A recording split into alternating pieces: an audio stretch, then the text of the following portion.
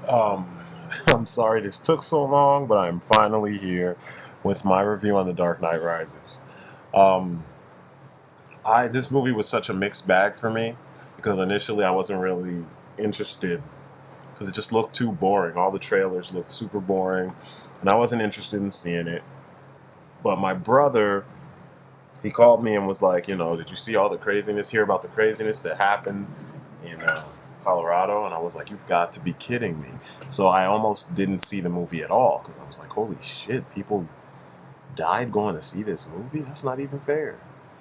Um, but you know, my prayers and everything go out to, and have been going out to those people, and sucks that was the situation.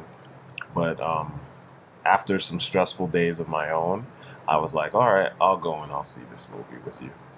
And I'm going to start off by telling you the good parts first. Now, I'm going to get it out the way that this is going to be spoiler filled. And it's going to be followed up by a three-way review between me, Zulu D, and my homeboy Clarion Prime. So, the pros. The movie looks awesome. Christopher Nolan and company do a good job making everything feel like the scale has been upped. Scope, I guess I should say, because you're in regular cities and things like that, but the scope is bigger. You see several people on screen at the same time. Lots and lots of extras. The performances are pretty decent. I mean, and it's not like these actors really give bad performances. Typically, the casts in these the Dark Knight movies have been the Nolan movies have been stellar. Um, and you can't really expect too much. You can't ask for much more because these actors have already played these characters for a very long time, and they're very proficient in doing what Nolan asks. Uh, Christian Bale does his job as Batman slash Bruce Wayne, although in this film they focus more on Bruce Wayne and less on Batman, which is kind of strange because Nightfall and No Man's Land, which are two books or series that this film kind of took its inspirations from, you would have expected to have more Batman because it was all about Batman figuring things out and Batman, you know, taking back his city and Batman dealing with Bane, trying to run him ragged. But this is Nolan's vision, and for whatever reason, that means Nolan usually has free reign. And given that perspective, Christian Bale does an awesome job, and he was always my next pick for Batman after I saw what is it, Equilibrium. I was super happy when they cast Christian Bale, and I'm glad that he was able to play Batman because I got to see something I wanted to see for a long time. Because I think he would be the perfect Batman. He is, as far as the look, he's pretty good. But if they gave him if they made it a real DC Universe, wow, movie with Batman, he'd be perfect for it if they kept it going. The surprise, though, came from Anne Hathaway as Catwoman. At first, I was like, I always thought she was hot, in a classy kind of way. But I didn't think she would be able to pull off Catwoman. And, you go into the movie thinking, whatever, let's see what this woman looks like. We saw pictures of her in a costume kind of early. I was pleasantly fucking surprised. For me, she actually held this movie together. I shouldn't say she held the movie, but she held my interest. She kept my interest. I kept wanting to see more Catwoman because not only was she fine, in a real kind of way, but she had the aspects of personality that was missing from the rest of the cast, especially Batman and you know Mr. Blake or Officer Blake, and she just was cool. She was cool to look at. She could fight. She would pop folks when the time came. She's playing all the sides, and it was kind of awesome to see that. She was a very, very interesting character. I just wish there was more of her, you know? The movie should have focused on her and Bruce a little bit more, but, you know, whatever. But she definitely was the upside. You know, I thought looking at her in the costume beforehand, before I got to see the shots where she had some type of personality going on like this, I was like, this is going to be lame. She doesn't really look the part, you know, whatever. And, you know, I'm so happy I was wrong with her. She did her thing and she held it down like a pro. Um, Anyone who thinks that Anne Hathaway was not, you know, a good Catwoman, you're going to be surprised. Um, the music in the movie was not really that amazing, considering the score you got for The Dark Knight and the score you got for Batman Begins. Batman Begins is like one of my favorite scores. I bought that score like 4 times. I bought the first release, the bootleg that had all the different tracks from the movie, the expanded score. I just kept buying it because I just couldn't get enough of the music. The Dark Knight was pretty good, and I got the score for that. Um, the scenes with Joker, like, you know, dog chasing cars, etc., etc. Those songs were awesome. In this one, the only song that was awesome was, I think, "Take Control." I think it was called. It was anytime Bane was about to go up against Batman. The way they mashed up the two themes, that was awesome. But overall, the music just was kind of it did what it was supposed to do, but it didn't really do much more. You know, it didn't really amp you up. It just pretty much let you know what was about to happen, you know? And to me, that was kind of a letdown, considering you had both James Horner and Hans Zimmer working on this score. Now I'm going to get into the cons. Now, the cons. Oh my God. The cons of this movie. It seemed like too many characters had too many plots going on all at the same time. And Nolan couldn't really flesh out everything. You know, for instance, pacing issues were bad because the first hour and some change of the movie is spent setting up the final piece in the trilogy. Usually, the final piece in a trilogy is already set up by the previous 2 films. So, you really go into the movie expecting Batman, and you don't get Batman for a long time. And I'm not saying I wanted mindless, you know, ass kicking and stuff like that. No. Just, I'm getting that out the way now. Batman is a detective. So there's a lot of intelligence involved, a lot of psychology, a lot of figuring things out. And, you know, as much as they boast that for the Nolan films, it was lacking in this film. You know, there were a lot of holes. And it was like things that this is supposed to be the more grounded in reality version of Batman, but there were so many things missing, like logic, basic logic. So in Batman The Dark Knight or whatever, Rachel gets thrown out the window by the Joker in that one cool scene where he said, you know, let her go, and he's like, horrible choice of words, and he lets her go. Batman dives out the window, falls on a car, you know, to break her fall. But the rest of the movie, he's not walking with a limp. The end of the movie, he falls with Harvey like 2 stories, if that, and he's limping to the Bat Pod. And the beginning of this movie, he has a cane because his leg was screwed up. You know, number one, he's rich, so he could have had that, you know, situation taken care of. Number 2, you fell like 20 stories from the top of a skyscraper. I mean, they were literally either on the roof or like 1 or 2 floors from the roof. And he jumped out a fucking window and fell on top of a taxi cab and wasn't limping, but he falls 2 stories and his leg is all screwed up. Batman gets a brace, this magic brace. They don't tell you where it came from. They don't tell you if he made it, because he doesn't usually make other stuff in this film, because it's not this kind of Batman.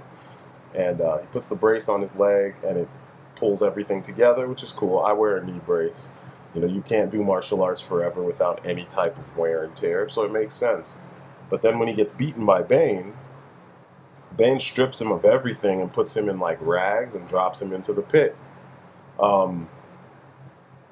Why is it that he was walking fine and able to jump and run and do all kinds of craziness without the, uh, you know, leg brace? Um, Also, Batman escapes from the Lazarus pit. I guess I shouldn't say it's the Lazarus pit, but uh, that is the connection of this pit to the comics and to the Ra's al Ghul story. It's the Lazarus pit in the sense that you go in damaged and you come out. If you emerge, you come out changed and more powerful than you were when you went in. It's like an interpretation of the Lazarus pit. Um, why? How did Bruce Wayne get back to Gotham from this Middle Eastern prison? And Gotham also was not only did he have no money, no friends because he left with Alfred and him had their little breakup or whatever, and not only did he have no one to help him because the only person that knew he was there besides Bane was Catwoman, and she got arrested. Um, how did he get back to Gotham? And then on top of it, when he got back to Gotham, how did he even get into Gotham? Being that the bridges were blown up except for the one, and that one was being guarded. And I know he's like, a ninja and stuff, which is cool, but that's a lot of ninjaing to get across continents. You know what I'm saying? And then turn around and sneak back into Gotham. The sneaking into Gotham part I could buy, but this is a visual medium. That's what film is. And they don't show you how this stuff happened. They don't even talk about it. It's just you're supposed to just accept that that's the way it is. And that's one of my issues with Nolan's trilogy in general, especially the latter two. People give The Dark Knight all these props, based on Heath Ledger's performance. Heath Ledger had good material to work with. You know, his character was invincible, whereas everybody else kind of sucked. Well, I shouldn't say that. Batman sucked, and everybody else, besides him, was capable. I mean, the movie The Dark Knight should have been called Commissioner Gordon because Commissioner Gordon did all the cool stuff. Batman couldn't take down the Joker directly. Every time they fought, something stupid happened, and he didn't think about what could happen, and he got beaten by the Joker. The Joker just was infinitely more powerful in that movie than Batman. For someone with no motive, who just wants to watch the world burn, as they say, he was so powerful, and he had so much so many meticulously crafted ideas and plans that it made no sense that he had no motive. It means he had a motive. Um, there were just too many opportunities where they could have let Batman show his, crazy, OCD, paranoid, you know, control freak type mentality. Because Batman is like Jigsaw from the Saw series, except towards criminals. I'm not saying he kills them, but I mean he's as methodical as that guy. Um, and we didn't get to see that, and it was kind of strange. And then you get to this movie, and since it's already been established that this Bruce Wayne doesn't quite have the mind that the Bruce Wayne in comics, the Batman in comics has, and in the animated series, you don't really, they don't show you how Batman does things. Typically, it seems like when he gets beat up, he goes and he does sit-ups and push-ups and pull-ups, and that's how he trains and becomes a better Batman. Um, they don't really tell you what the passage of time was for when he was in the Lazarus pits. I mean, you get the idea that it's several months because the bomb was supposed to melt down in several months. Or was it like 2 months or 3 months, something like that? I can't remember, 6 months maybe? But it was months that he was down there.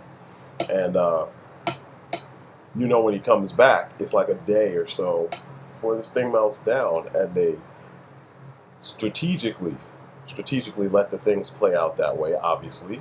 I get it's a plot device, but, here we go with another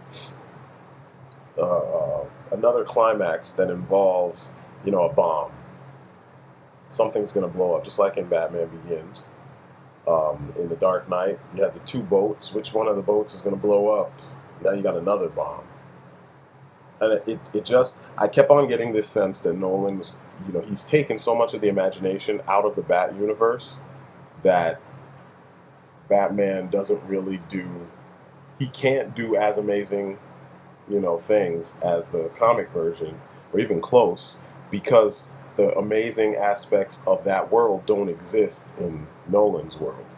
For instance, um, Bane doesn't use Venom, but in the movie they have him doing semi super strong, superhuman feats, like picking people up. Like there's one point when he fights Batman in the beginning, he picks him up by the throat and walks with him for a couple minutes or a couple seconds with one hand, and then just slams the shit out of him. And I'm like, God, this dude is strong. Um, and supposedly the only thing that's going on with him is he's got this pain from the disfigurement that he suffered in the Lazarus pits, and he's wearing a mask that shoots, like an anesthetic. What was it? Or morphine, I'm sorry, into his face or into his body to keep the pain at bay. Okay, cool, I get that. So he's tough, he's hardcore, he's constantly in pain. But does that automatically just give you super strength? Um, Stuff like that. If they had put the venom in there and said they developed a drug for Bane specifically so that it can help him fight the pain, and it also has a side effect, and that's his strength. Easy fix. But he tries so hard to make it his version of realism that, like, some of the common sense things that make these villains stand out, they really don't exist. Um, Other things were like, when my big thing is, I need consistency. If you do something this way this time, when you do it again, being that you showed us how you do it, it should be done the same way. Batman gets his ass throttled by Bane. And, I had a problem with the way he fought Bane to begin with, because both times they fight, they just slugfest. Like, what vigilante fights crime every night? I mean, I know in this fight, he hadn't fought crime in 8 years. But what vigilante fights crime and doesn't understand, like, he goes out every night, and he's a professional, he gets good at this, and he goes into a fight and just takes blows. I mean, in order for you to do this job on a nightly basis, you got to be really proficient in what you do. You cannot just sit there and get bludgeoned to death on a nightly basis, or you won't be doing this shit for long. I don't care what kind of costume you wear. I don't care what universe it is. Unless you heal really fast, like Wolverine, there's no way you can just sit there and Rocky 5 or Rocky 4, Rocky 3. Just, you can't fight like the Rocky universe. It doesn't make sense. But Batman and Bane go to blows. Bane doesn't feel pain, so I get that. But Batman, on the other hand, definitely does. He's definitely fallible. He's human. Why is it that they make him pure anger and not common sense when the Dark Knight, the Batman, is so methodical about how he does everything? And even in the comics, which most people consider for kids, Batman goes about explaining what he's doing and why he does it. So Batman gets his ass throttled by Bane, gets beat up, heals, comes out of the cave or the pit, goes back to fight Bane, and then they fight exactly the same way they fought the last time. Um, at first, I thought that this whole usage of the Kisi system was a cool idea for Batman because it's not something that you saw a lot, but there were a couple movies since the Batman Begins where the main character sported that style. Um, Seeing it in action against Bane showed how stupid and how ineffective this martial art would be. Supposedly, it's a martial art that has a set amount of steps. I think it's like 50 steps or 50 movements.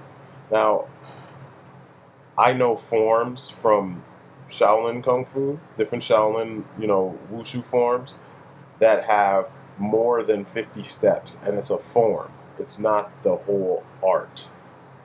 Now you're telling me this is an art, a martial art that has only 50 steps to it, and that one of the top 10 martial artists in the DC universe is going to use this on a nightly basis. And in his film, someone else who was trained by the same people who trained him fights better, more spontaneous, and more effectively than Batman. Like, I don't understand. Where's the consistency? They should have been. It should have been like they should have been ninjaing all over the fucking place because they both were trained by the League of Shadows. And even if you know, Bane received training elsewhere, he would be using the League of Shadows training against Batman, as opposed to him just standing there and telling you that, he was exposed to the same shit that Batman was. It just, there were so many things that just felt like, oh, coincidentally, I know this just like you. So what you're doing is ineffective, so you can get your back broken. Um, it just was too much, man. Too much. Um, you're expecting people not to pay attention to what's going on because of the grandeur of the overall package. And that was a turnoff for me because I'm expecting, Nolan's tight writing, like in The Prestige, probably his best movie, in my opinion. Because that plot, it was like, damn, really? How did that happen? And then you go back and you watch it after they show you the clues. You watch it and you listen to the things that people say. There was verbal exposition. There was also visual cues for the exposition, And if you watch, you'll see the scenes, but it wasn't always like, it didn't always click that that scene had 100% impact on something bigger until you get past it and you start hearing more about little details and you're like, oh shit, you start putting the pieces together and you're like, damn, this guy can write. But then you get this shit. And I guess this is a case of too many cooks spoil the broth because it just had like plot holes. It felt like the way Blade Trinity felt, where, or the movie that should not be named or should never be spoken about, but it felt like David Goyer's hackney writing. And, you would think that Goyer himself, I mean, maybe he was drunk off the fact that he was given so much control, but you would think that, I'm sorry, not Goyer, Nolan himself would be able to look over the script a couple, months before or a year before they started filming and say, this won't work, that won't work. But it felt like they just put every idea that they had that didn't make it into the first two into this one and tried to amp up the scale, and everything wasn't really, it just wasn't that great. Here's another example of the logic that was missing from this film. Batman meets Selena Kyle. She tries to rob him in the beginning of the movie. Actually, she does rob him in the beginning of the movie of his mom's pearls. Um, he, after she gets away, he runs her prints and cross-references all her information and figures out who she is in like a night. Miranda Tate, she is another executive of another company that's been, I guess, trying to meet with Bruce Wayne about some eco-friendly project. And he keeps dodging her and dodging her and dodging. I mean, he was dodging everybody because he was living in seclusion. But he didn't research who she was so that when he meets her, he would have something to, some type of information. I mean, I do this. There have been times where I've gone on job interviews and I do some research on the company that I'm going to work for, so that when I talk to them, I know my facts, and that's just regular world. This isn't like life-threatening shit. I'm not a superhero in real life. I'm not a freaking a spy or something like that. There's no reason for me to do all this except for to just be more educated about what I'm going to talk about. And Bats doesn't do that. He does that about the cat burglar. Okay, I get that. But you didn't check up on this person who's been trying to get at your company for a minute. I mean, I get that he didn't care 100%, but there's aspects of the logic. Batman is a paranoid kind of character. He'd be freaking cross-referencing and checking up on everyone because that's what he does. But he didn't do that, So it's like, what? And then so she finally gets to him. He loses, everything at that point in the movie, from his Lamborghini being freaking towed in front of him to his the power being shut off at Wayne Manor. So as they're walking around his wing, the wing where he's been hanging out, where everything is covered up, Miranda Tate starts looking at the pictures on his dresser. And there's pictures of, Alfred, pictures of his mom and his dad, and, stuff like that. And there's a picture of Rachel.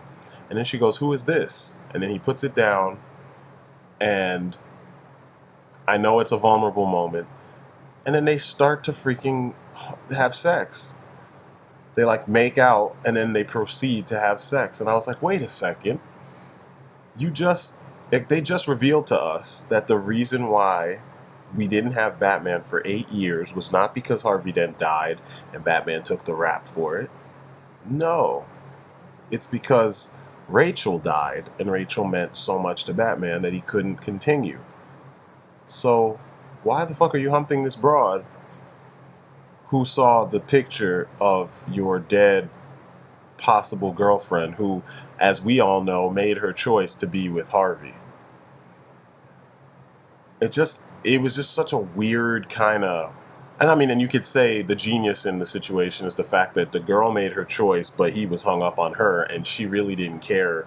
She cared for him, but she really didn't want to be with him based on his lifestyle. Okay, cool, that is genius, but still, the fact that he had sex with this chick like 2 seconds after being depressed again. Like, you just see him come out of the depression and then he goes right back into it and then he has sex and then now all of a sudden they're a couple? What the fuck?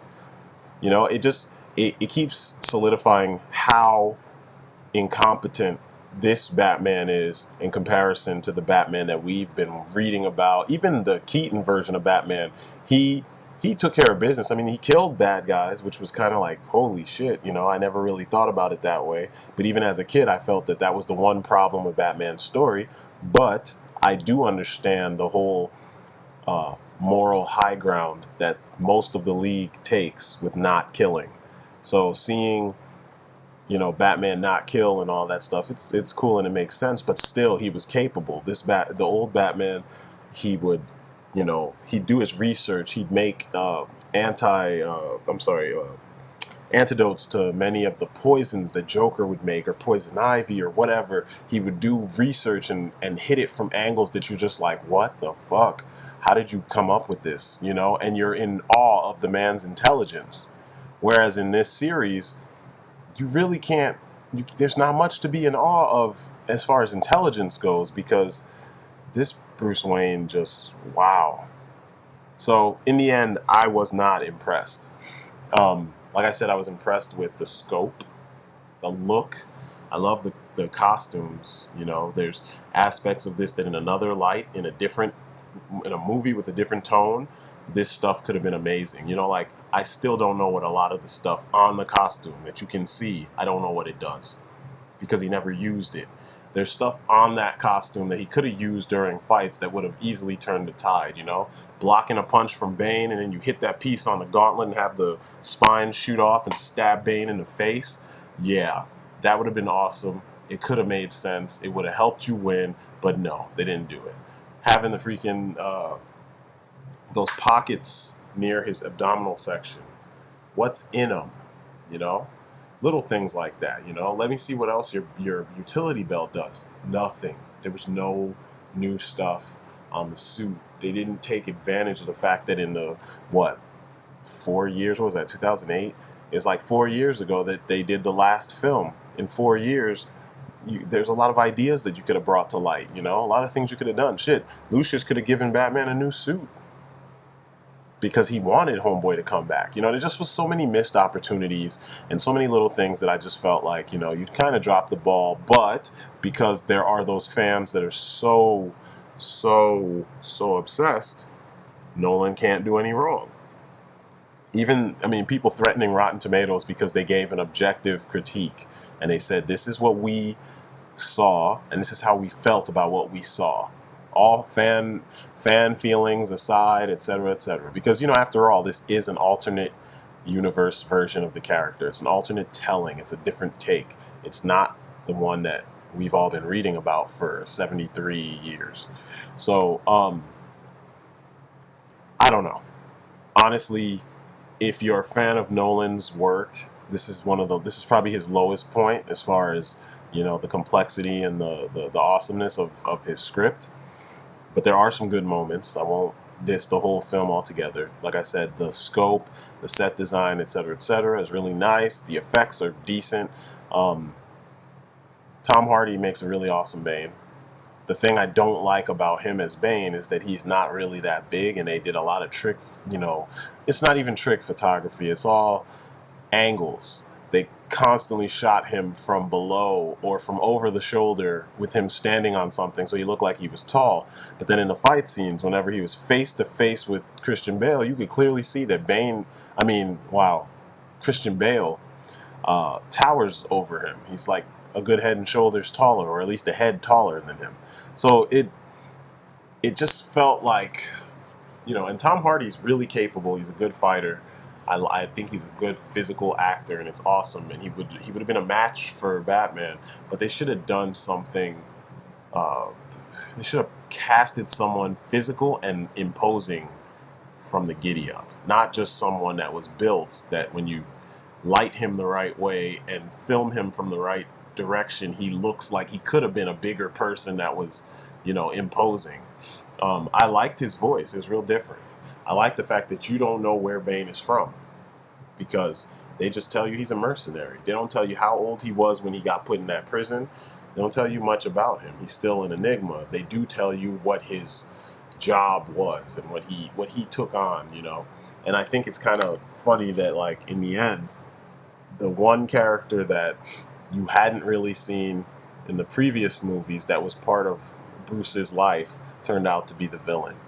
Yes, Talia al Ghul shows up in this, and Bane turns out to be Talia's protector, kind of his henchman. So you thought all this time that he was acting of his own free will. Pretty much he was doing what his boss told him to do. And that kind of cheapened Bane for me. Not to mention their horrible treatment of one of the better characters in the story, John Blake. When I say horrible treatment, it's like this. When Joseph Gordon-Levitt was cast, everyone knew he was Robin. And it's kind of funny because this is one of the things that sucks about the way the internet works, is that when things happen, it has to be recorded, and the internet is just that window to all that information, So a lot of people, they speculated, and they speculated correctly. But what did they do? They name him John Blake instead of, like, Tim Drake. They take aspects of multiple Robins and throw them together to make this one. The most noteworthy being the fact that he just figured out, by walking up there and just thinking about it, he figured out that Batman was Bruce Wayne. Why did they have to screw it up at the end and then say that dude's full name was Robin? Like, his first name was Robin? He should use his real first name? Robin Blake? Like, Robin? So you have a character who potentially, I know he's not going to be the boy wonder, but, you have a character who potentially you set up to be the next Batman, essentially. And we all figured out that he was going to be the Robin character in that story. Why go the, like, little kid version or the little kid direction and say, no, he's not Robin, he's John Blake? And then at the end of the movie say, oh yeah, he's Robin. The fuck? It just, there's a lot of little things that were done in this film that kind of, it felt like they were trying really hard to keep you guessing, but they weren't trying hard enough, and not in the right ways, So, that's how I feel about this film. I usually hold movies of good directors to a higher standard than I do with the other movies. And me, I'm an action junkie, but I also like my intelligent films. I'm not a huge fan of boring, overly pretentious films, but I do like sci-fi, and I do like films that have, I like heist films, and I dig when they have an explanation for things, and I dig when sometimes they make you work. This movie didn't make me work, because everything that it should have been, everything that the Batman universe already has was gone. No Croc, no, and I figured characters like Croc would never show up in this story, but you had people running around in the sewers, and they didn't even use Croc as like a hench person. The lack of venom, the lack of imagination with the fusion device that was going to blow up. It's like this movie didn't do too many things enough, actually, that was original. And that bothers me, and that's why I can't say this movie was like the be-all, end-all of endings, to this series. This series deserved a better ending, plain and simple. And, I know that people are going to be pissed and people are going to argue and people are going to try to say, you don't know what you're talking about, etc., etc. But I pointed out facts, as I always do. The things I said happened, you know?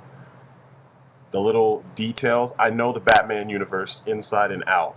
And then there's a point where I kind of stopped caring because the comics lately, they've been just fucking shit up, And there is a point where I was religiously reading Batman, and I know inside and out how stuff happened, and that's where most of the good stories came from, and that's where a lot of the inspiration for this movie came from.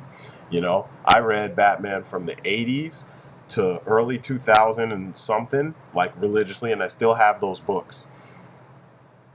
After 2005, I want to say after Hush, I kind of was like, and I would peek in and I would check out stuff, and then I stopped because the stories were lacking, Rest in peace, hot garbage. Even though a lot of people dig it because they just bandwagon off the Morrison, Kool-Aid or whatever, just drinking it up, loving it. It's just so awesome. For me, not so much, So anyway, that's my story. I'm sticking to it. If you are a huge fan of this series, see how it ends. You know what I'm saying? You like Batman, see how this trilogy ends. Me, personally, I am so happy that this is done. This series was, or actually not counting Batman Begins, Dark Knight and Dark Knight Rises were so dreary and boring and depressing that I'm really happy that now we're going to have a new start of a more superheroic Batman. The thing about movies like this is that the hero comes from grim circumstances, and the need for this hero is grim. So there is your dark, depressing side. Once the hero emerges, that is the fun part of going to the movies to watch this hero do what he's going to do. This movie made you want to slit your wrists in the theater and just be like, ugh, God, Batman, he can't just get anything right. He just can't get a break. Oh my God, these people are they're tortured so bad and blah, blah, blah. It's so heavy. It's so dark. Oh my God, blah, blah, blah. It just wasn't fun. And that sucks to me. That really sucks. Not to mention all the lopsided political bullshit that was thrown into the movie. Like, no, this is not what I pay for when I go to the theater. So that's my story. I'm sticking to it. If you like the series, go see it. If you don't like the series, ignore it. You're not missing anything. Go back and play Arkham City and Arkham Asylum and watch Batman Under the Red Hood. You will enjoy yourself way more than this shit. I'm Strident, and I'm out. Peace.